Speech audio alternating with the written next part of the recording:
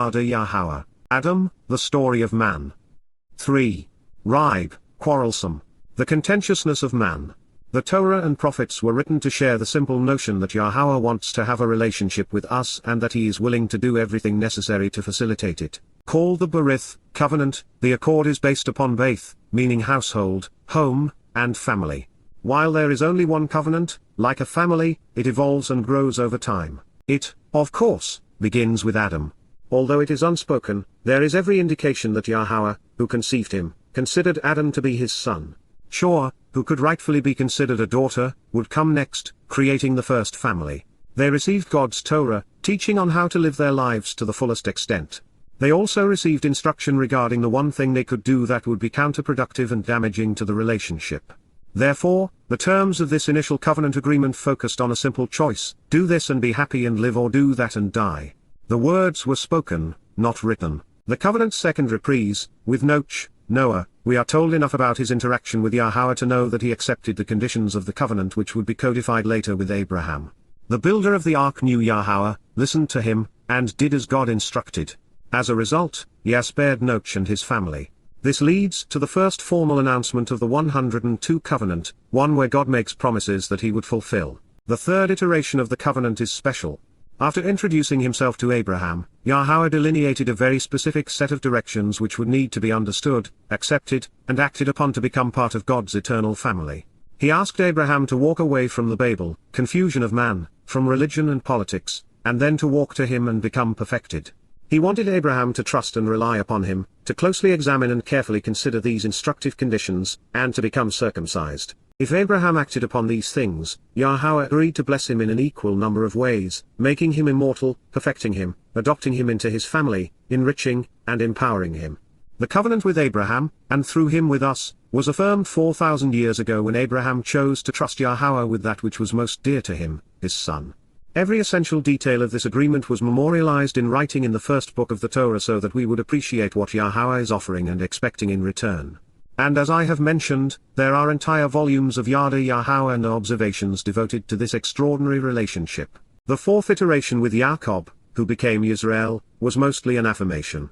The covenant was enlarged as it was offered to the chosen people.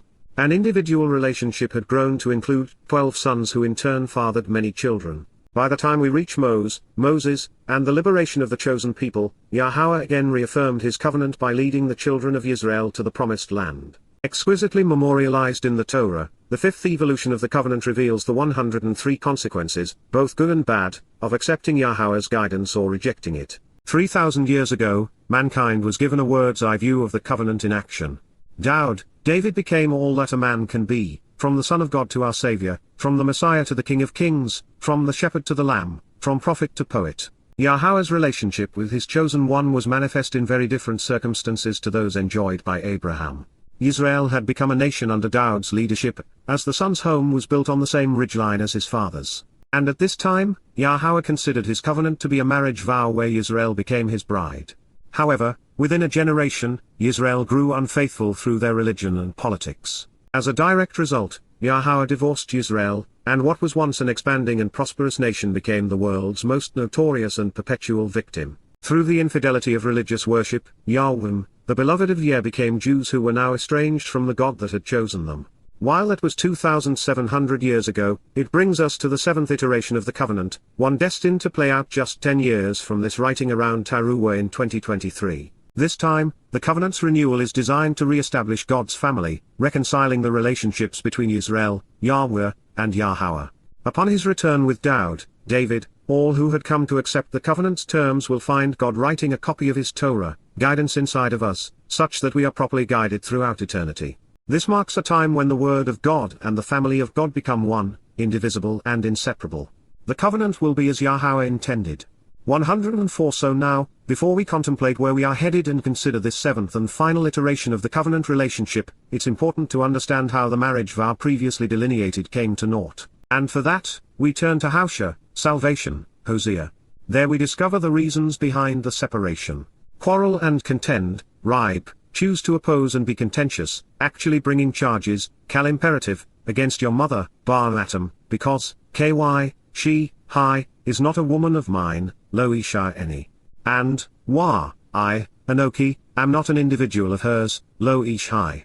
Let her choose to turn away from her continual, wasoa, she should choose to abolish, get rid of, and forsake, hyphal imperfect jussive, whoring through her illicit relationships with false deities, zanunim high, her religious prostitution, within her presence, minpana high, from all appearances, as well as, wa, her marks of her unfaithfulness, nafulfim high, signs of her adultery through the ornaments worn by harlots, from between her breasts, minbayan sad high, from making this connection on her chest. Howsha, salvation, Hosea 2:2.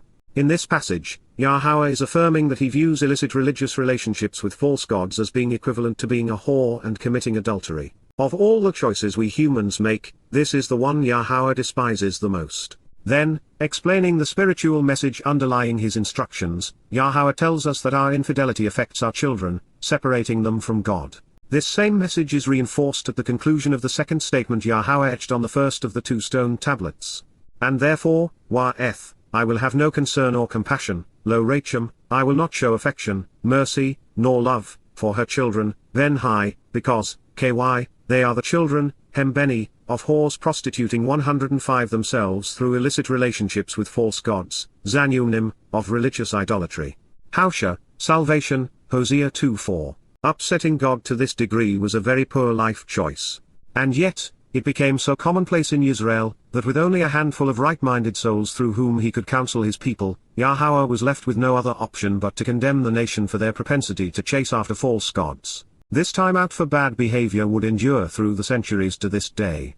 It should have been as obvious as the noses on their faces, but should anyone be as misguided as Israel appears to have been before the northern kingdom's demise in 2700 BC, God is condemning religion, not sexuality. This seductive harlot's intention was to lure the nation away from Yahweh. She was and remains the whore of Babylon.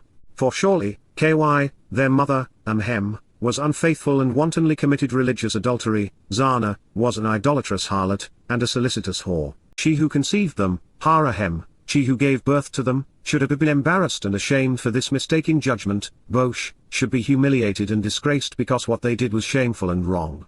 Howsha, salvation, Hosea 2:5. All one has to do is look at the statuary and religious relics which decorated every civilization.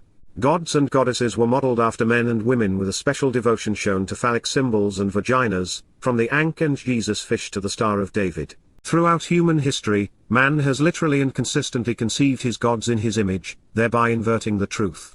The object of devotion and worship in every religion is Satan. Of all people, Yahweh, Jews should have known better, but such was not the case. 106 Israel became the womb of religion. God was not amused.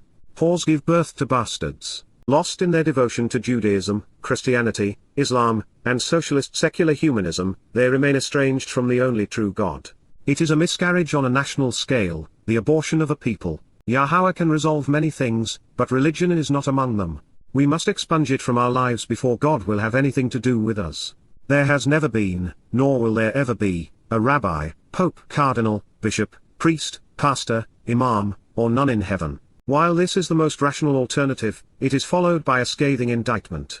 Listen to, Shama, choose to hear, Cal imperative, under the auspices of free will actually choose to genuinely listen, interpreting what you hear about the relationship literally, the word, dabar, the message and accounts, the statements and declarations, the communications and speech of Yahweh, written as directed by his Torah, teaching regarding his higher existence, children of Israel, Beni Yisrael, descendants of those who both contend and struggle with God and those who engage and endure with God.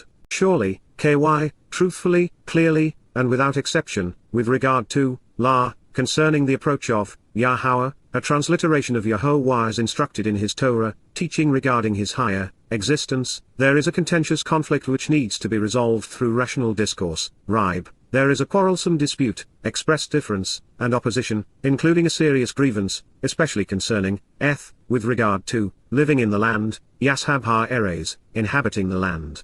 107 This is because, ky, indeed, there is absolutely no honesty nor integrity, no trustworthiness nor reliability, ein emith, loyalty and dependability are non-existent without any accurate testimony or credible instruction. There is no sense of devotion, desire, or duty, in kesed, there is a complete lack of affection and love, there is no mercy nor compassion, there is no commitment to the relationship whatsoever, and there is no goodness, either. When it comes to God, Wa Elohim, there is a complete lack of understanding, Ein Dorf, there is no awareness, information, knowledge, discernment, nor comprehension, nothing but irrational ignorance, throughout the land, Baha Eres.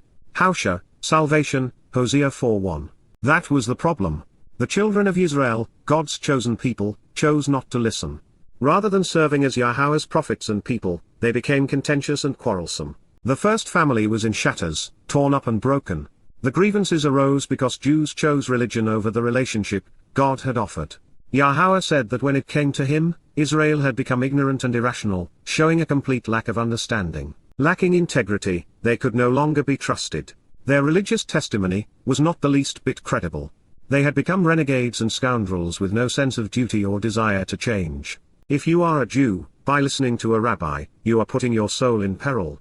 There are oaths uttered which are spiritually harmful. Allah, swearing things which are not true about God has become commonplace, counterproductive, and contrary to the truth, bringing about the lamentable curse of Allah, along with cringe-worthy lies and debilitating deceptions, kakash, disappointing denials, false accusations, feigned compliance, and false claims. 108 There is killing, ratsack, there are many causes of death, both premeditated and unintended taking of life through execution, manslaughter, and murder, along with thievery, waganab, stealing through duplicity and deception, inappropriately taking what others have earned under false pretenses. Then, there is disloyalty in the relationship, wanaf, religious fornication by worshipping false gods which is idolatrous adultery, whereby they breach the agreement in destructive, divisive, and damning ways paras, they break our contract, breaching the covenant by urging an increase in the widespread rebellion.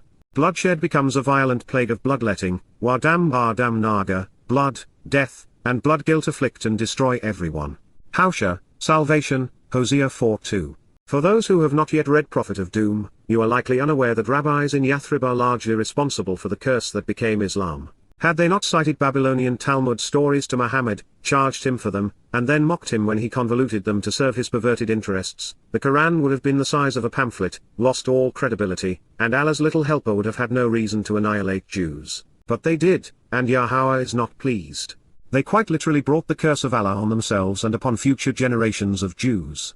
The same is true with Christianity, whereby a self-proclaimed rabbi turned on his own people and created the most deadly and demeaning religion Jews would ever encounter. Born as Shaul, and known as Paul, the failed rabbi created the world's most popular religion, and along with it, the worst treatment Jews would ever endure. Jews have been their own worst enemy. So much of what they have written and said about God has been untrue 109 that their lamentable claims have become as commonplace as they have been counterproductive. Through Judaism, Jews have been universally dishonest about and disloyal to Yahweh. Rabbinical lies have been cringe-worthy, their deceptions debilitating, and their feigned compliance damning. All the while, they have robbed their own under deliberately false pretenses. To say that God hates Judaism would be the understatement of the millennia. Rabbis have earned, and deserve this rebuke. But they are not alone. There was too much killing between Jews and among their enemies from the fall of Israel in 721 BCE to the demise of Yowbel, Judah in 133 CE, but since that time Jews have been murdered by Gentiles, especially Christians and Muslims, at a rate that exceeds anything witnessed in human history. Had Jews, Christians, Muslims, and secular humanists not been so hostile to the covenant, so universally destructive, divisive, and damning in their approach to God, bloodshed would not have become a plague. I have grown to hate religion, and despise what it does to a people, their nation, and the world.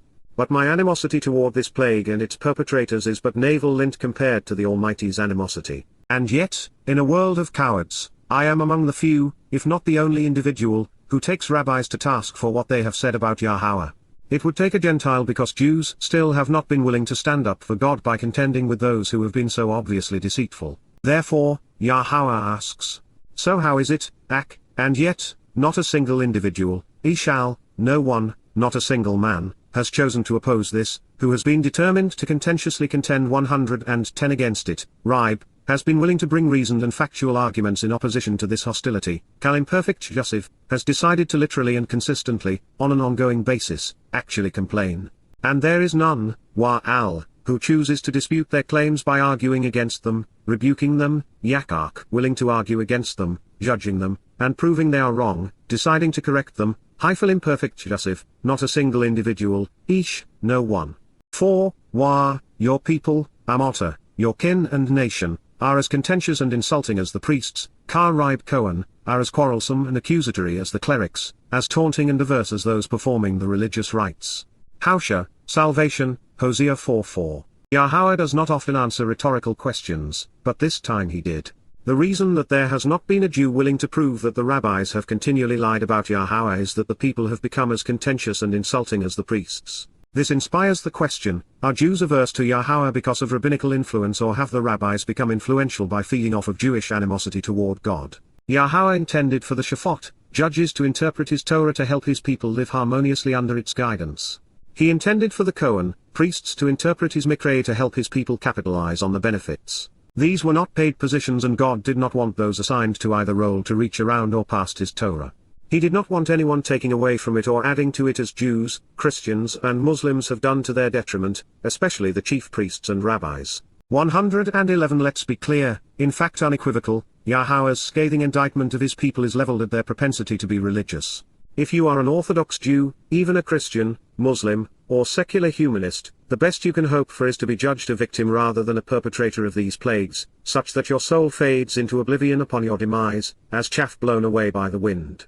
But should your devotion to your religion, your politics, your sense of patriotism, your military support, your affinity for conspiracy theories, or your desire to advance the debilitating myths of socialist secular humanism rise to the level of advocacy, you will earn the sentence of eternal incarceration in Sheol for having misled others. Choose wisely. God is not politically correct, religious, political, tolerant, multicultural, or amused. Therefore, you have stumbled and fallen, Pashal, you are staggering, weak, and wounded, and you will be overthrown for a time, perfect, this day, Yom, at this time. And the one who claims to speak for God, Nabi, the prophet proclaiming the message of a deity, those attempting to convey and interpret the message of the gods and predict the future, has also, in addition, faltered and stumbled, Kashal, staggered and fallen, has wavered and failed, perfect, with you, Imota, in association with you, during the darkness, Layla, at night, without the light. So therefore, accordingly, I will make a parable of your destructive attempt to be like, Dama, there will be no interaction, total silence, because I see you as comparable to, your mother, Otter, the one to whom you were conceived, born, nurtured, and raised, as well as the intersection of two different paths along your point of departure. Howsha, salvation, Hosea 4:5. Yahweh uses Nabi, prophet, as he does Cohen, priest, in the sense that there are good and bad versions of 112 each. In a way, it is similar to his use of El and Elohim, in that there is the one true God and lots of impostors. When man is right with Yahweh, he is on his feet, looking up and reaching up, observant and responsive, active and engaged in the relationship. When man is wrong with God, he is on his knees, head bowed, hands clasped, eyes and mind shut, rendered unresponsive by religion. We can soar with Yahweh through space and time, or we can stumble and fall with our fellow man. More than any other reason, mankind has stumbled and fallen because those who claim to speak for God have wavered, and in the process, they have failed the people. When considering those Yahweh is admonishing, there are many who deserve this indictment. The plague of death, who conceived the Christian religion, Shaul, Paul, a failed rabbi and renegade Jew, became a prime example in 50 CE when he falsely claimed to have been chosen to speak for the Messiah. Rabbi Akiba, who connived his way into power, and whose endorsement of a false Messiah in 133 CE led to the diaspora, and who became the father of Judaism, is also among the worst of the worst. While not commonly known as such, another Jew in 622 CE, claiming to be the Messiah, Muhammad, became known as a prophet and messenger of a different sort of God, one modeled after Satan. His religion grew among Arabs, meaning darkness in Hebrew, which is intriguing considering Yahweh's reference to Nabi and Layla. Most English translations render the concluding verb, Dama, as I will destroy your mother, but that has not happened.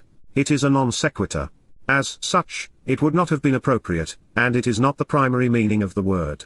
The problem here is that the people had been corrupted by their religious leaders, and they were now being nurtured and raised in a toxic environment, making the allusion to one's mother a metaphor. Therefore, Yahweh reveals that his people had Dama, become a 113 parable as a result of their destructive attempt to resemble the way they were raised. As a result, Dama, there would be no interaction, only total silence, because God had begun to see them as comparable to him, the intersection of their point of departure. What follows is among the most salient statements in the whole of the Towrah and Prophets. And in this context, it is as germane to the current status of God's people as anything ever written about them. As a result, through the prophet Howsha, salvation, Yahweh said something gut-wrenching. my people, Ameni, my nation, kin, and family, those with whom I have associated, are ineffective and silenced in this way, serving as a metaphor for self-inflicted destruction, perishing because of what they have done to themselves. Gamma, they have ceased to be effective and exemplify what it is like to be cut off. They are a parable for a ruinous state, separated and no longer engaged in the mission. Their imagination and thinking have caused themselves to be wiped out. Nephil perfect. The people have done this to themselves, as a result of, from, out of, and because of, a lack of knowledge and corrupted information, Bailey Hardorth, ignorance and a complete failure to understand, a dearth of wisdom and a deficiency in perceptiveness and awareness, being without discernment or comprehension by negating that which is knowable and reasonable, nullifying what is true. Indeed, because, it is certain that, you have avoided and rejected, Otamas, you have limited your association with and diminished the importance of, you have spurned and shown an aversion to, you have refused to accept, disdained, and sometimes despised, even loathed, Cal perfect, literally during your finite time, this knowledge which leads to understanding, Hardorth, the acquisition of valid information, being perceptive, 114 rational, and reasonable, showing discernment and good judgment, appropriately acknowledging or comprehending the relationship. I will also avoid and reject you, Wama Sota. It follows that I will actually diminish my association with you as our relationship dissolves and becomes less vital. I will become adverse to you and refuse to accept you, showing an aversion to you, Cal imperfect, actually with ongoing implications over time, from approaching me or serving as priests, Min Kahan La Eni, from functioning on my behalf, from being associated with my teachings, ministering during the Mikra, or performing any role regarding me. And since you have overlooked and forgotten, Wa Shakik, because you have not been mindful of the significance, have responded inappropriately to, and since you have ceased to care about, even ignored, Cal imperfect, have actually made a habit of failing to regard, the Torah, guidance, Torah, instructions, teaching, and directions of your God, Elohim Otter, I will overlook and cease to care about, Shakik Eni, I will not remember, be mindful of, or respond to, Cal imperfect, your children also, Ben Otagam, your descendants and offspring as well. Howsha, salvation, Hosea 4:6. This is unequivocal. And it is devastating. The chosen people, Yahweh and Yisra'el, would no longer speak for God. The time apart would be limited, but long, lasting 2,500 years, and they would have no one to blame but themselves. It would be a self-inflicted injury, a debilitating and destructive mistake. That is not to say that they would be replaced, only avoided and forgotten for this very specific duration of time. There is no room here for the imposition of Christianity, Islam, or socialist secular humanism. It was the people's disdain for the Torah, their limited association with Yahweh's guidance, and their failure to respond appropriately to his teachings that led to this 115 sorry state of affairs. This realization makes it impossible for any religion, but especially those which replace the Torah with a Talmud, New Testament, or Quran, being chosen to carry on. The religious will protest the undeniable implications of this prophecy nonetheless and claim that there is no way that God's voice would be silenced over the millennia. But that is where they, too, have ostracized and disqualified themselves. Yahweh had already revealed his Torah. There was nothing more that needed to be conveyed, and it is because the chosen people elected to replace it with something else, the Talmud, the Mishnah, and the Zohar, that they became too ignorant and irrational to speak for Yahweh. Not only has God given us all of the instruction and guidance we would need during the intervening 2,500 years, he also provided prophetic revelation which would speak to his creation, explaining what would occur with regard to his people as a consequence throughout the next 25 centuries. God's voice would be more current and relevant, indeed, useful and trustworthy than tomorrow's newspaper. And that is where these translations and insights become valuable. Everything I am sharing with you is derived by closely examining and carefully considering what was revealed under the inspiration of Yahweh through Yahweh and Yisrael long ago. Unlike those who have slighted Yahweh's testimony, substituting their own, I have chosen to listen to God. I have come to realize and accept that the information he has provided leads to understanding. I value his Torah, teaching above everything except Yahweh himself. And because I care about Yahweh, I want what he wants, and that is for his people to listen to him. The time has long passed for Jews to speak for God. And there is 116 precious time left for Israel to hear and accept, to value and respond to, what Yahweh revealed long ago. As a Gentile, I know my place. I am not a prophet. I am Yada, one who knows. I am Yazchota, a stem off of the right branch and his Nakri, an observant foreigner who in a distant land and time would call God's people home. I offer no qualifications other than being willing to engage and go where his words lead. But even my inadequacies would not matter, because in Yeshaya 11, Yahweh revealed that he would supply all that was needed to accomplish his intent of awakening you. His message and invitations are clear. Your response is all that matters now. There is but one way to God, and it is through his words. This journey takes place in our minds. We reach the desired destination by listening to Yahweh's testimony. Along the way, knowledge leads to understanding.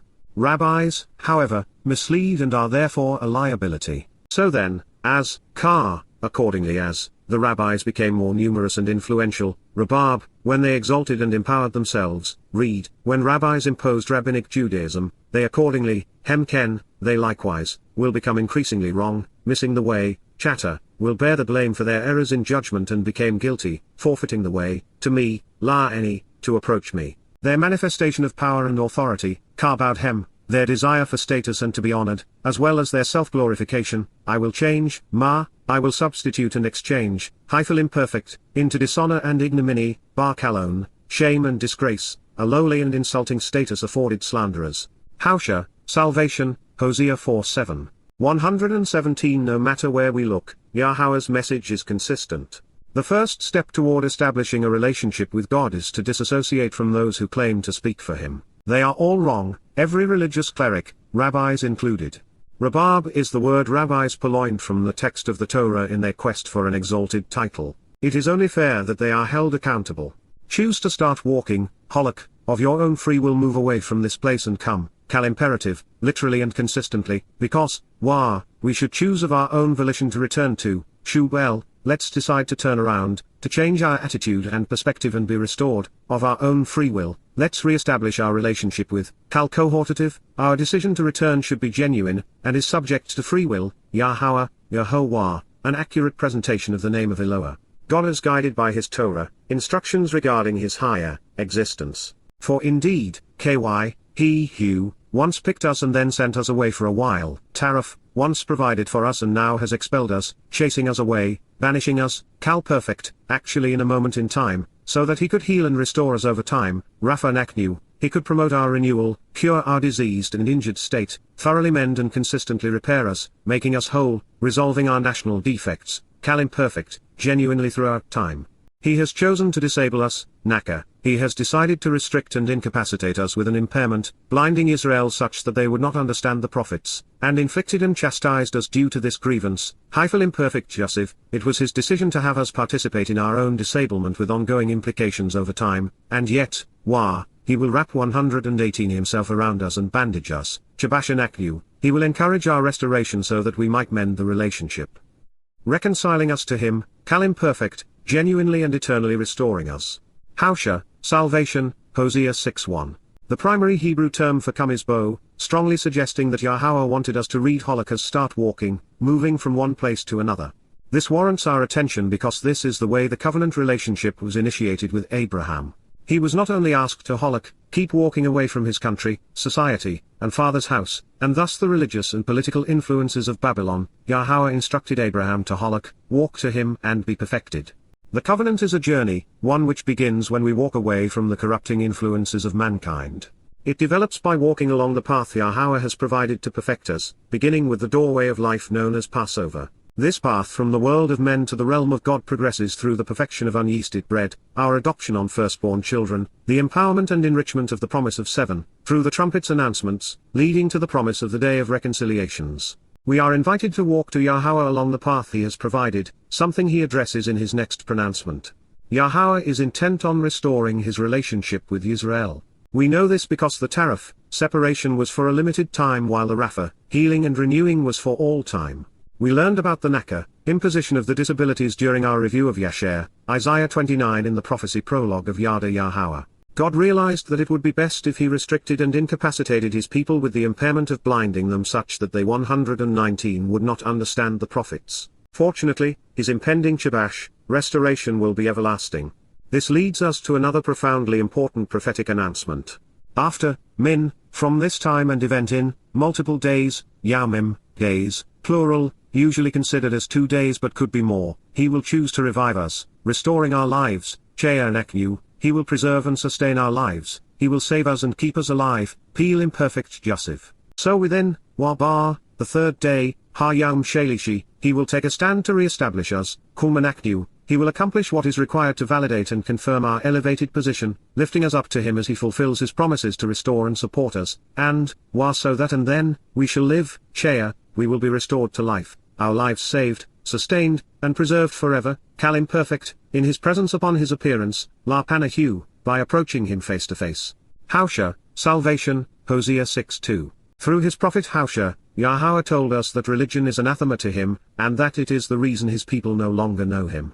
This has occurred because they have rejected his Torah, preferring their guidance above his. God has issued an essential warning, telling us that mankind, as a result of Paul, Akiba, and Muhammad, would effectively execute our own children, sacrificing them to human religious schemes. Then, in spite of our ignorance and infidelity, Yahweh promised to do what was required to heal the rift that had arisen between he and his people, curing and restoring those willing to change their thinking, those willing to turn away from religion, so that they could return to him. 120. While one aspect of this promise was fulfilled by Dowd in 33 CE, 700 years after Howsha scribed these prophetic words on a parchment scroll, Jews have yet to capitalize upon the sacrifice of the Passover Lamb. It would even be over the course of 2 days that father and son, by honoring the promises of Passover and unyeasted bread, brought forth the means to restoration and life eternal, so that on the third day, represented by firstborn children, Yisrael and Yowbel could stand with God. But as we know, most people, especially the adherents of Judaism, Christianity, Islam, and socialist secular humanism, remain oblivious of what Yahweh accomplished for his people during these 3 days. In particular, the lives of those who comprise Israel would not be renewed until Yahweh's return on the Day of Reconciliations, and that would not occur until the third day, or within 3,000 years of this writing in 700 BCE. The final fulfillment then of this prophecy was not in year 4000 year, 33 CE, but will be instead in year 6000 year, 2033. It is only then that Israel will be Chea, restored to life upon Yahweh's arrival, and so, it is then on the next day or 1000 years, that Israel is able to stand with and be established by God during the millennial celebration of the Shabat. Howsha 6:1-2, therefore, declares that 2 days after God heals mankind, or 2000 years from 33 CE, he would restore those Yahweh willing to change their attitude toward him. This reconciliation will occur as promised on Yom Kippurim, the Day of Reconciliations, in 2033. And as a result, at the beginning of the third day after repairing us, and as a result of what he has done, we will be able to live forever in his presence. God is thereby predicting the 1000-year celebration of Sukkah, which will commence on the 121 called-out assembly of shelters in the fall of 2033, 5 days after his return. Collectively then, these insights are among the most important in the Torah relative to our salvation, especially as it relates to God's prophetic timeline. Yahweh has told us when he will return us to the Gan Eden, the totally satisfying shelter which is conducive to life, as well as enlightening us so that we might come to be assured that he will grant us admission. Here again, for our consideration is Howsha's prophecy. Quarrel and contend, ribe, against your mother, Matam, because, she, is not a woman of mine, lo isha any. And, I, Anoki, am not an individual of hers, lo ish Let her choose to turn away from her continual, wasoa, whoring through her illicit relationships with false deities, zanyunim within her presence, minpana as well as, her marks of her unfaithfulness, nafofim from between her breasts, minbayan sad Howsha, Hosea 2:2. And therefore, I will have no concern or compassion, lo racham, for her children, ben because, they are the children, beni, of whores prostituting themselves through illicit relationships with false gods, Zanunim. Howsha, Hosea 2:4. For surely, their mother, was unfaithful and wantonly committed religious adultery, Zana. She who conceived them, Harahem, should have been embarrassed and ashamed for this mistake in judgment, Bosh.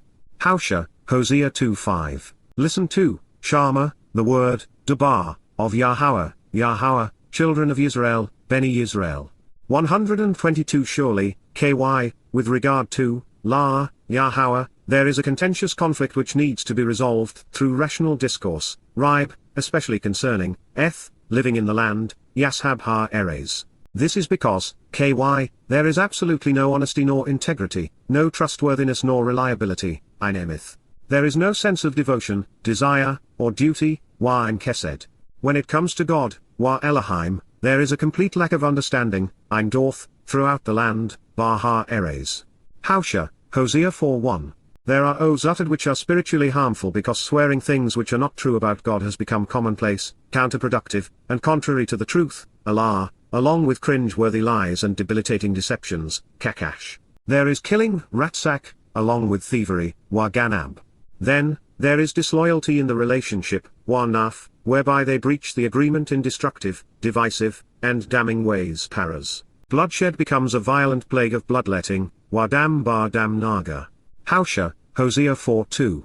So how is it, not a single individual, Ishal, has chosen to oppose this, who has been determined to contentiously contend against it, Rib. And there is none, Wa'al, who chooses to dispute their claims by arguing against them, rebuking them, Yitschaq, not a single individual, Ish. 4, Wa, your people, Amota, are as contentious and insulting as the priests, Kar Rib Kohen. Howsha, Hosea 4:4. 123 Therefore, Wa, you have stumbled and fallen, Kashal, this day, Ha Yam. And the one who claims to speak for God, Wa Nabi, has also, Yam, faltered and stumbled, Kashal, with you, Imota, during the darkness, Layla. So therefore, Wa, I will make a parable of your destructive attempt to be like, Dama, your mother, Amota. Howsha, Hosea 4:5.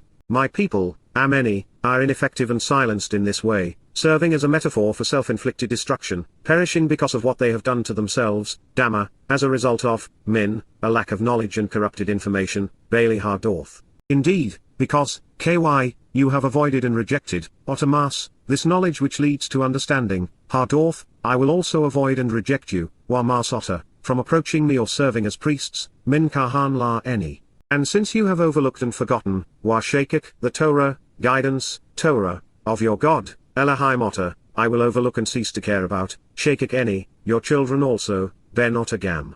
Howsha, Hosea 4:6. So then, as, Kar, the rabbis became more numerous and influential, Rabab, they accordingly, Hemken, became increasingly wrong, missing the way, Chatter, to me, La Eni. Their manifestation of power and authority, Karbowed Hem, I will change, Ma, into dishonor and ignominy, Barkalon. Howsha, Hosea 4:7. Choose to start walking, halak, because, Wa, we should choose of our own volition to return to, Yowbel, Yahowah, Yahowah. For indeed, KY, he who once picked us and then sent us away for a while 124 tariff so that he could heal and restore us over time, Rapha Nakyu. He has chosen to disable us, Naka, and yet, Wa, he will wrap himself around us and bandage us, Shabash Nakyu. Howsha, Hosea 6:1. After, Min, multiple days, Yaumim, he will choose to revive us, restoring our lives, Chea. So within, Wabar, the third day, Hayam Shalishi, he will take a stand to re-establish us, Kormanaknu, and, Wa so that and then, we shall live, Chea, in his presence upon his appearance, La Panahu. Howsha, Hosea 6:2. From this perspective, let's consider one of the most important prophecies ever recorded. Yahweh predicted the renewal of his covenant relationship with Yisrael and Yowbel through the integration of his Torah. For this revelation, we must move ever so slightly forward in time to the prophet Yirmiyah, Jeremiah. His name appears to be based upon Uriah, which means shelter or dwelling place, and thus conveys living sheltered by Yer. And yet, considering the introduction to his prophetic account, some Hebrew lexicons think that the prefix means appointed by Yahweh. Most, however, are of the conclusion that Yerma is derived from room prefix by y, which is a contraction of any, a first-person singular pronoun. If so, Yirmiyah means I rise up to Yer. Collectively then, the prophet's name conveys, I rise up and live in Yer's shelter. As we consider God's prophetic announcement regarding the renewal of his covenant, recognize that in the preamble, Yahweh is unequivocally stating that he is doing all of this for Yisrael, individuals who engage and endure with God and Yahweh, the beloved who are 125 related to Yer.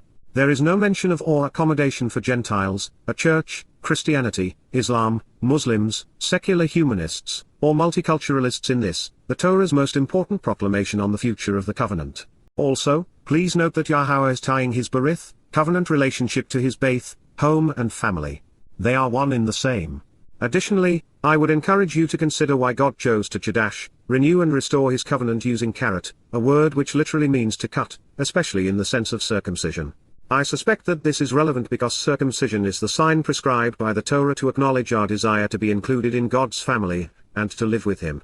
This act served to set Yahweh's chosen people apart from all others, a procedure that severs and separates the part of the male anatomy at the place responsible for the conception of new life. With this introduction, let's reflect upon God's testimony.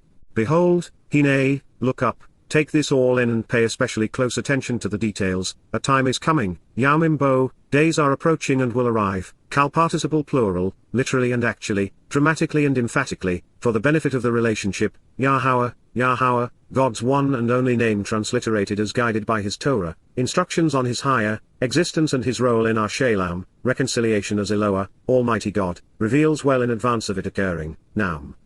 Prophetically declares, when I will enter into and cut with, Wakarateth, when I will establish through separation a set-apart agreement on behalf of, the family of Yisrael, Beth Yisrael, the home and household of those who engage and endure 126 with God, Israel, and with, Wa'eth, also together with and through, the family of Yahweh, Beth Yahweh, the household and home of those beloved by Yah and related to Yah, Jews.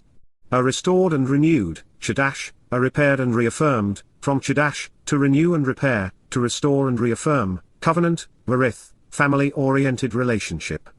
Yirmiyah, I rise up and live in Yah's shelter, Jeremiah 31:31. When God uses Hine, behold, he not only wants us to pay attention, but he is also recommending that we acknowledge, contemplate, and accept what he is revealing. By saying Yamimbo, days are approaching, Yahweh is addressing something that will occur in the future.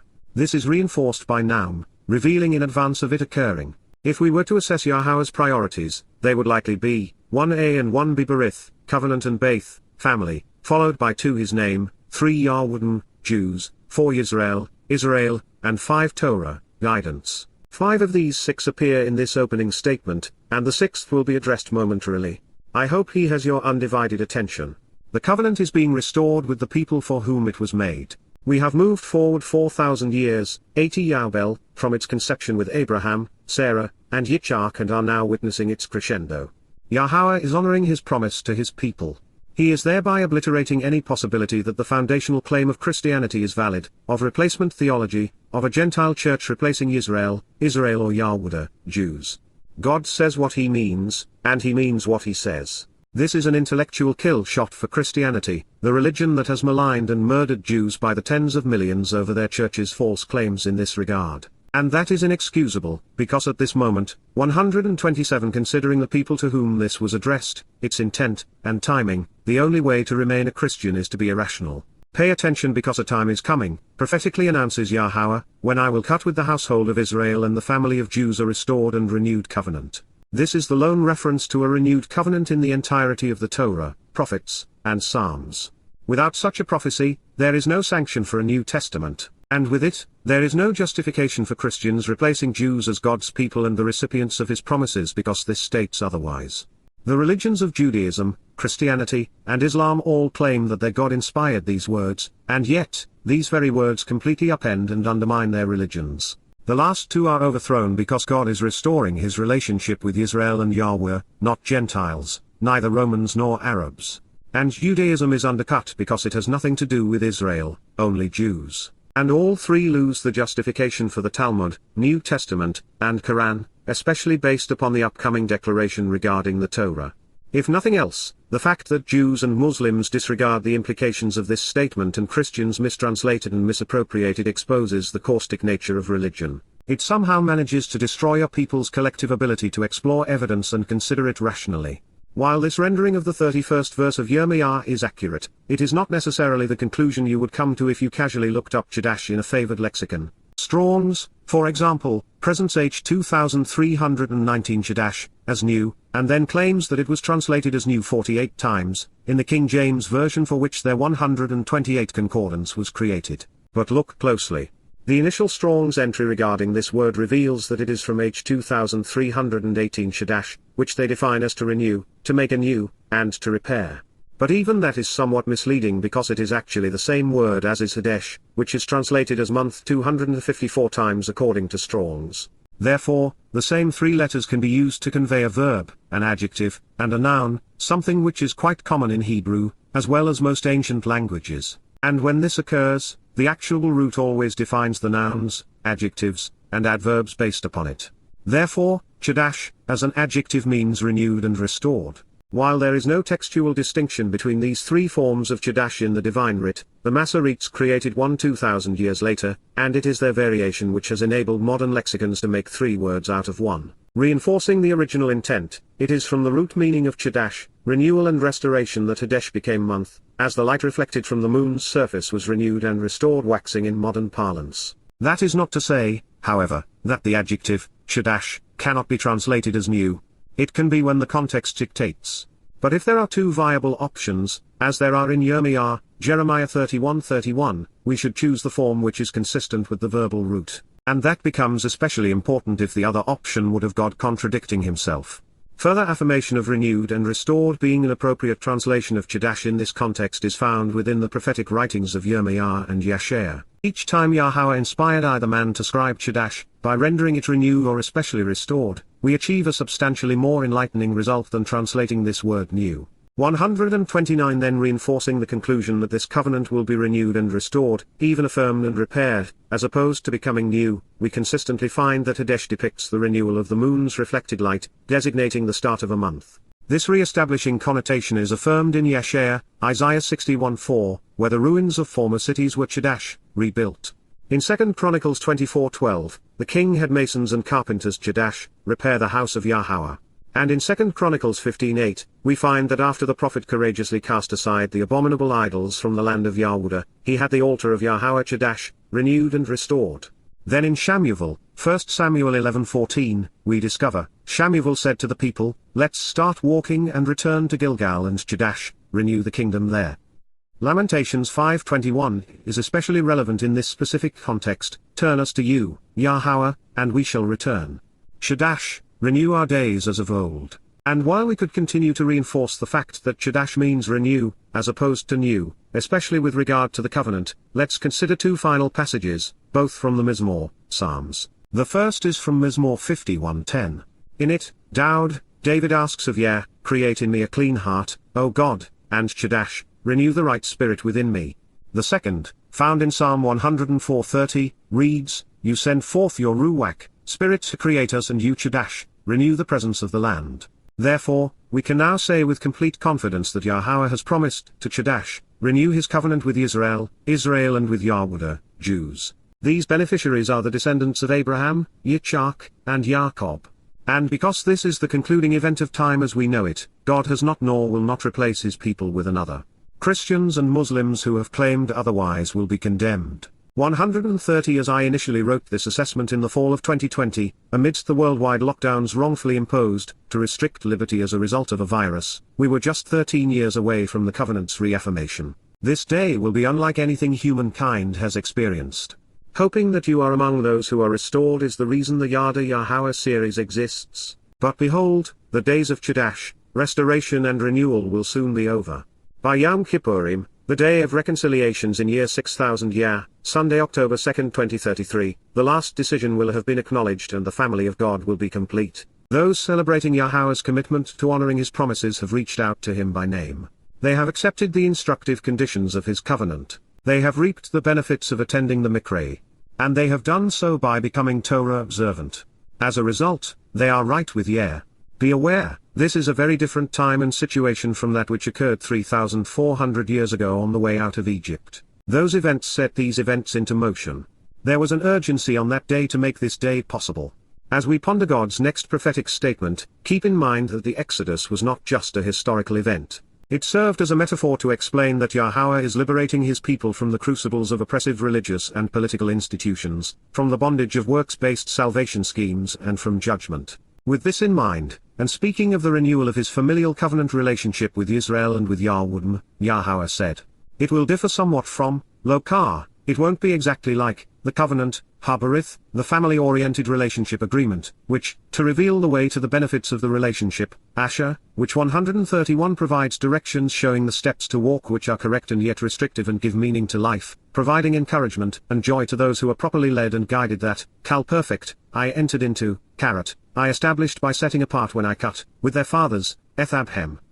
On the day, Bar Yam, during the time, I firmly took them by the hand, and with inspiring intent, overpowered the situation. Chazak eni bar yod, I showed an intense resolve and was inflexible in my influence over them, even overpowering them due to the urgent need for them to prevail. Hyphal infinitive construct, I caused this to occur with them, influencing them such that they would be active and demonstrable participants, such that they would be associated with me, to bring them out, la yatsam in hem, to draw them away from and bring them close, descending and extending myself to serve by removing them from, hyphal infinitive construct, of the realm of the crucibles of oppression in Egypt, Eres Miraim, the place of subjugation associated with religious coercion and political tyranny, the land of military domination and economic cruelty. From a compound of my, to question and zarim, troubling, confining, and adversarial situations. Relationally, they broke, Ashahem para eth, they sought to nullify that relationship by thwarting its intent and by disassociating from the correct path, thereby revoking the benefits by splitting into two parts, read, creating the Talmud to nullify the Torah or a New Testament to contradict and revoke God's testimony. Hyphal perfect, my covenant eth beryth any, my family-oriented relationship agreement, although for a time I acted as a husband with them, wa anoki baal barhem. Even though I acted as a husband, even a leader in a position of authority, Kal perfect, genuinely only for a limited duration, Yahowah, Yahowah, God's name transliterated as directed by his Torah, instructions on his higher existence and his role in our Shalom, 132 reconciliation, reveals through this prophet, Naum, prophetically declares, Yirmiyah, I rise up and live in Yah's shelter, Jeremiah 31:32. The key to understanding the difference between what occurred 3,400 years ago in Egypt and what will transpire 13 years from now in Yerushalayim, Yowbel, Israel can be found in the operative verb in Yirmiyah 31:32, Chazak eni bar yod, I took them firmly by the hand with overwhelming intent, and overpowering the situation, I showed such an intense resolve, I was inflexible in my influence due to the urgent need to prevail. Then there was the urgency to liberate a reluctant and ignorant audience who were enslaved, people who knew little of Yahowah and nothing of his Torah or covenant. They had only just then been introduced to Pesach and Matzah, and were unaware of anything beyond. It would be 7 weeks before they would be given access to Yahowah's Torah guidance and with it, an explanation of the conditions of the covenant. To get their attention and bring them home, Yahowah had to overpower the situation and intervene with overwhelming conviction. Without having done so, he would not have been able to achieve what he knew was needed to honor the promises he had made to Abraham, Yitschaq, and Jacob regarding this very same covenant. His people had to be freed from human oppression after 8 decades of slavery, they had to receive the Torah 50 days after their liberation, they had to be herded into the promised land 40 years thereafter, and they had to survive there another 400 years, such that Dowd could be anointed, unify them, and establish the kingdom of Yisrael. Thereafter, they would breach the covenant, be estranged from God, be ravaged by invaders, be dispersed throughout the world, and suffer systematic religious and political abuse as a quid pro quo. But the stage would be 133 set for this day when, by contrast, the Israelites and Jews experience the renewal and restoration of their relationship with God know Yahowah because they have chosen to be Torah observant, because they have decided to accept the conditions of the covenant and attend the Mikra. They did not come kicking and screaming but of their own free will. They made an informed and rational decision to be part of Yahowah's family. This time, rather than leaving Miraim, they will have walked away from religious, political, and geographic Babylon. They are no longer confounded or confused. This statement affirms that God is committed to honoring his covenant promises. The verb chazak was written using the hyphal stem which depicts a relationship between the subject, in this case, Yahowah, and the object, the children of Israel, whereby God is causing them to participate in this handholding, such that the firm grasp was reciprocated. This is to say that Yahowah wants his people to be resolute, and unwavering in their commitment to the relationship. Further, chazak was spoken in the infinitive, making it a verbal noun, whereby the intense resolve and overwhelming intent is palatable. This interaction tells us that for the covenant to be of benefit, we must not only trust God, but we must also take the initiative to reach for Yahowah's hand, thereby demonstrating that we are willing to rely upon him to take us away from religious oppression, works-based salvation schemes and judgment. But more than this, by using the hyphal stem with chazak, Yahowah has formed a firm and powerful connection between his covenant and his children's liberation and subsequent protection. Para, broke lays it all on the line. Yisrael first, then Yahweh, sought to nullify the covenant relationship on behalf of their religious and political agendas. They would 134 create the competition, their own convoluted and contradictory texts which would be known over time as the Jerusalem Talmud and Babylonian Talmud, the Mishnah and Zohar. But never lose sight of the fact that Jews have long been their own worst enemy. Saul, Paul, a failed rabbi, would inspire most of the Christian New Testament. Muhammad, a wannabe Jewish messiah, bastardized the Babylonian Talmud to satiate his lust for sex, power, and money, creating the Quran in the process. With both religions, Jews would not only para the covenant, but they also conceived demonic cults bent upon destroying everything God held dear. The beryth, covenant, is a family relationship whereby something is required of every participant. In this relationship, Yahowah promises to save us from ourselves, from all forms of human oppression. To benefit, however, we must honor our side of the bargain and observe God's instructions, distance ourselves from human institutions, and respect Yahowah's ability to lead us home. As we know, through the prophet Howsha, Yahowah told Ephraim and Benjamin, who collectively represent the whole nation of Israel save the tribe of Yowbel, that they were being divorced for infidelity. This separation was their doing. God's position did not change, nor did any of his promises. As a noun, Baal, Lord, is among Hebrew's most derogatory titles. It is applied to Satan, the adversary, because of his desire to lord over and control humankind. It is also used in connection with despots. But like so many Hebrew terms, it has a dark and light side, especially as a verb, Strong's H1166, where it speaks of marriage. In this case, symbolically, Yisrael was Yahowah's betrothed.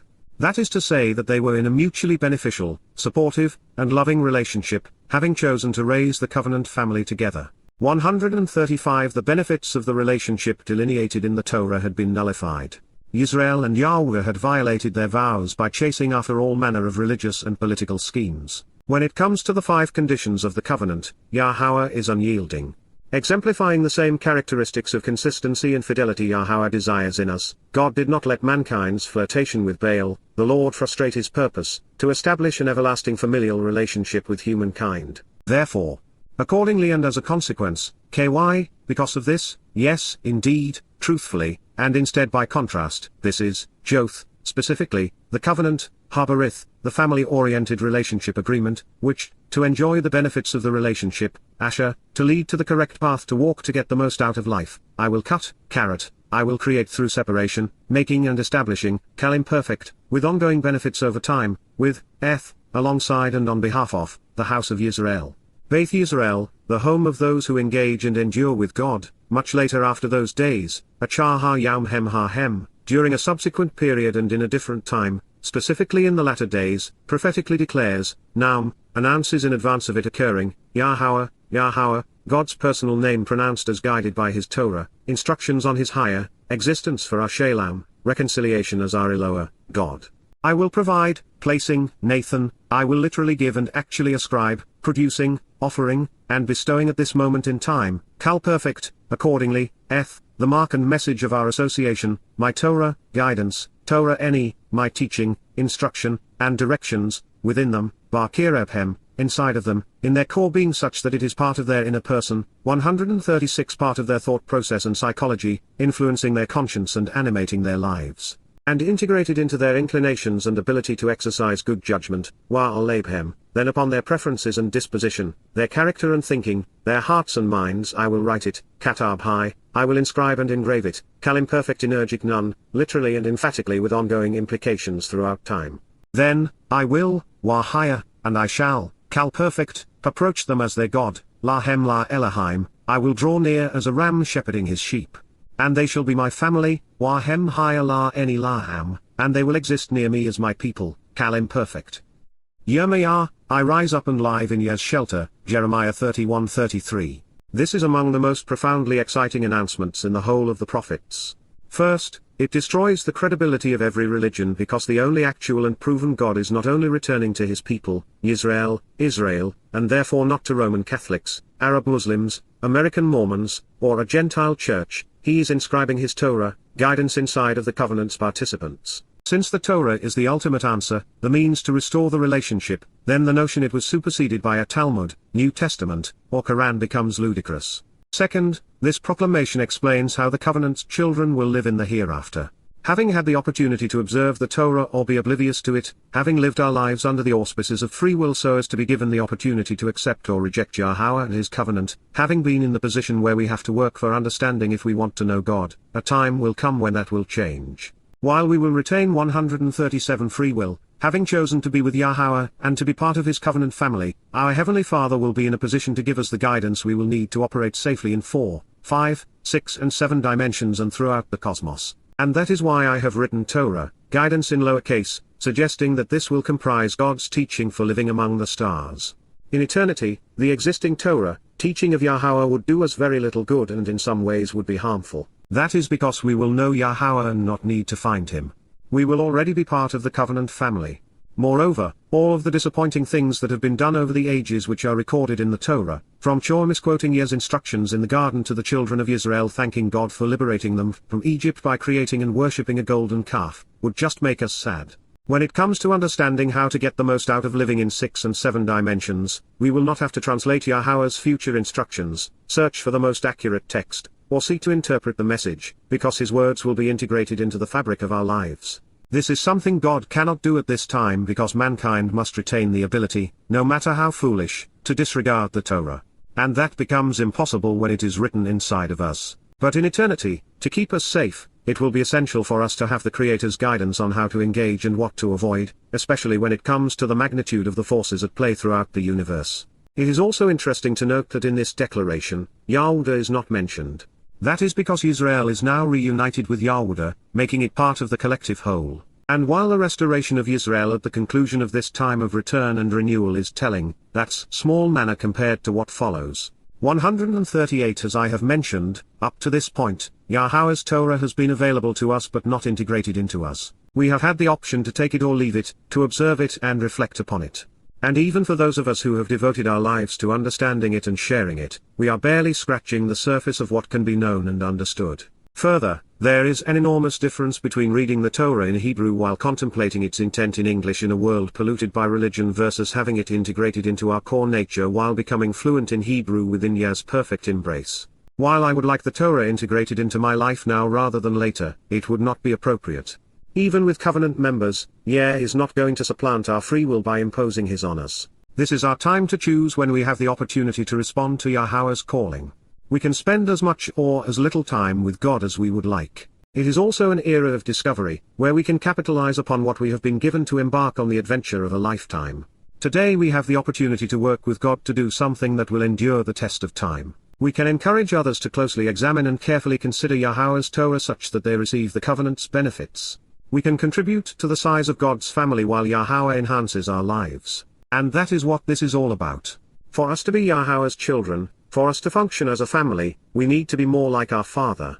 The integration of the Torah will go a long way toward accomplishing this. On this day early 2023, as has been the case for nearly 22 years, we have done our utmost to encourage all who are interested, especially Israel and Yahweh, to Yada Yahowah, to choose of their own accord to 139 become familiar with, come to know and understand Yahweh. It has been and continues to be a labor of love, and the most rewarding and enjoyable opportunity of our lives. We have done so by translating Yahweh's Torah instructions while contemplating the implications of his guidance.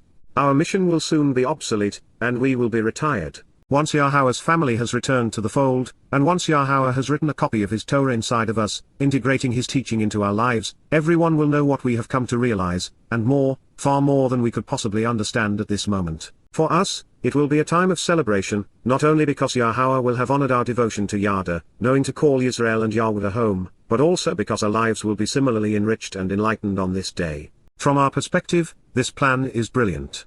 Every nuance and subtlety of our Creator's Torah, teaching and guidance will be known to us, its every word, metaphor, symbol, and meaningful association will be revealed, enabling us to know and understand ourselves and our Creator perfectly. By observing the integrated Torah, we will laugh, love, learn, and live, while growing to be ever more like our God. This affirms the timing of Yahweh's return on Yom Kippurim, at the end of the time of Jacob's troubles, fulfilling his Torah promise to reconcile his relationship with the Israelites and Yahweh. It affirms the role of the Torah in our liberty, and of it continuing to guide us during the millennial Sabbath and beyond. It affirms that the purpose of the covenant is to establish a family, to be God's children. And with all of these affirmations, it is astonishing, even debilitating, to know that Christians routinely 140 convolute this passage to justify Paul's proclamation of a new covenant, one based upon replacement theology and faith, one in complete conflict with the Torah. According to the author of Christianity, the Old Covenant was annulled and obsolete because it was a cruel taskmaster which could neither save nor impart life. He announced in his initial public address that his God no longer had any interest in saving Jews, having replaced them with Gentiles, all in direct conflict with this prophetic declaration. I dare say, the Christian misinterpretation of this passage ranks among the most debilitating crimes ever perpetrated in the name of religion. But to a large degree, the ignorance of it is replicated by the lunacy of the Talmud and Zohar. Although we ought not be surprised, since Yahweh told us in Yeshaya 29 that Yisrael and Yowbel would remain clueless regarding his prophecy. The covenant has not changed, but instead, like those of us who have benefited from it, it has grown, evolving from a casual association to a close friendship, maturing from kinship to a kingdom, transitioning from marriage to divorce, and ultimately to reconciliation, enabling us to live forever as part of God's eternal family. The renewal of the covenant marks the end of the beginning and the beginning of forever. While the benefits of this renewal are ongoing and everlasting, this promise has not yet been fulfilled. It did not commence in 33 CE with Dowd's fulfillment of Pesach, Passover and Matzah, unyeasted bread. This is not addressing the celebration of Bikurim, firstborn children or Shabat, 7 Sabbaths. It obviously does not demark the age of Christendom, as the Torah has been expressly removed from all of those victimized by Paul. No, the renewal of the covenant is still on our horizon, just a decade distant from this writing in the summer of 2023. 141 As a result of having the gift of the Torah placed inside of us, man's religious traditions, justifications, concealments, corruptions, and counterfeits will no longer pollute our relationship with God. As a result, Yahweh said, "No longer shall anyone impart information or teach, while lo lamidod, no one will continue to instruct or learn from, nor will anyone encourage the acceptance of, peel imperfect, the recipients of this instruction will never be exposed to, other individuals in association with an evil and outspoken world, Yithrib, their immoral companions, friends, and errant countrymen among humankind, each of his troublesome neighbors or his loudmouthed associates in an attempt to reason with them, or, even those with familial affinity, Yitschaq, with regard to blood relatives and closely associated individuals such as family members, and in this context, Yisrael and Yahweh, so as to say, Lama, approaching to declare. Choose of your own accord to know Yahweh, Yada Yahowah, decide to recognize and acknowledge Yah, and show some desire to become familiar with and understand Yahweh, Kal imperative.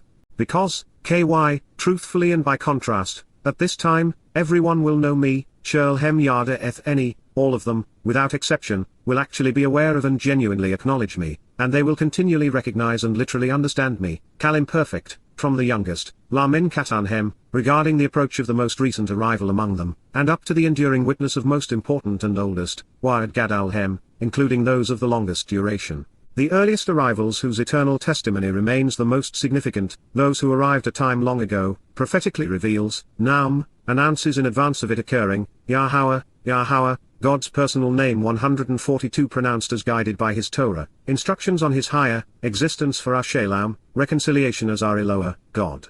Yirmiyah, I rise up and live in Yah's shelter, Jeremiah 31:34. Yada Yahowah. It is the most empowering declaration in the universe, the most enlightening, liberating, and enriching.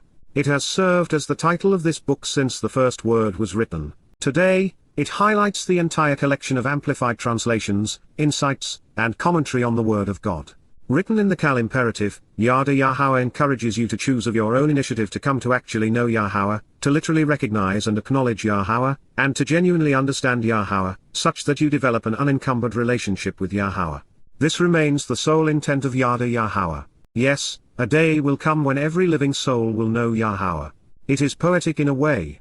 The words which inspired the 5 million which would follow obsolete every word written.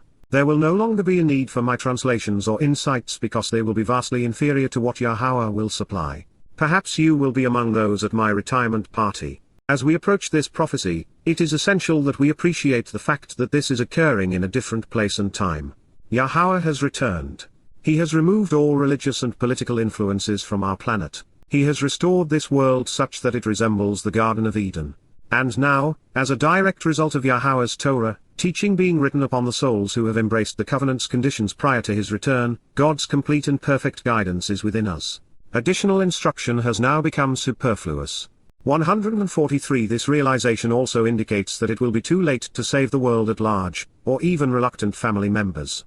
They will be gone and likely forgotten. Those in a position to benefit from the Torah, those who came to love God's guidance when it mattered most, will have unencumbered access to Yahweh. With God as our teacher, what more could we want or need? We have reached the 7th millennium of mankind's existence with the celebration of Sukkah, shelters known as the millennial Shabat. Everyone living at this glorious moment will enjoy a close, personal, familial, and fully informed relationship with Yahowah. This is life as it was meant to be enjoyed. We have come full circle. The story of God's love for us began in the garden with Adam and Chawah and is now being celebrated among the covenant family, those who have come to know and trust God through his Torah. Pesach led to Sukkah. The covenant brought us home. Eternity has just begun. Considering the importance of this message, and the fact that it is often convoluted and misunderstood, let's review what is going to occur upon Yahowah's return and with whom it will transpire. Behold, take this all in, pay especially close attention to the details. Hine, a time is coming, Yawmimbo, Yahowah reveals well in advance of it occurring, Naum, when I will enter into and cut with, Karateth, the family of Yisrael, Beth Yisrael, and with, Eth, the family of Yowbel, Beth Yowbel, a restored and renewed, chadash, covenant, beryth.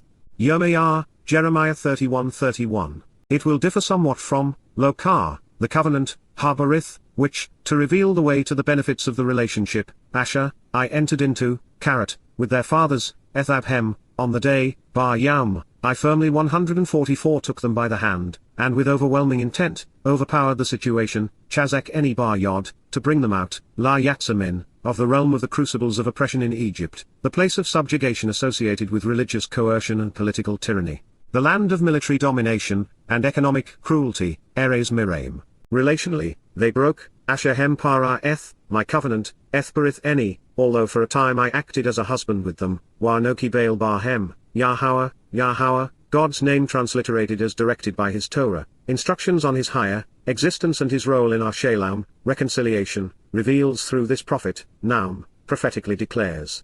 Yirmiyah, Jeremiah 31:32. Accordingly and as a consequence, this is, Joth, the covenant, beryth, which, to enjoy the benefits of the relationship, Asher, I will cut, Karat, with Eth, the house of Yisrael, Beth Yisrael, much later after those days, Achar ha-yam hem ha-hem, prophetically declares, Naum, Yahowah. I will provide, placing, Nathan, accordingly, Eth, my Torah, guidance, Torah eni, within them, Barkirephem. Integrated into their inclinations and ability to exercise good judgment, Wa-al-labhem, I will write it, Katab hai. Then, I will, Wahaya, approach them as their God, Lahem la Elohim. And they shall be my family, Wahem haya la eni laham. Yirmiyah, Jeremiah 31:33. No longer shall anyone impart information or teach, Walo lamidod, other individuals in association with an evil and outspoken world, Yisheth or, 145 even those with familial affinity, Isheth Achhu, so as to say, Lama. Choose of your own accord to know Yahowah, Yada Yahowah. Because, everyone will know me, Shurlhem Yada Eth Eni, from the youngest, Lamin Katan Hem, and up to the enduring witness of most important and oldest, Wa'ad Gadal Hem, prophetically reveals, Naum, Yahowah. Yirmiyah, I rise up and live in Yah's shelter, Jeremiah 31:34. May you choose to Yada Yahowah.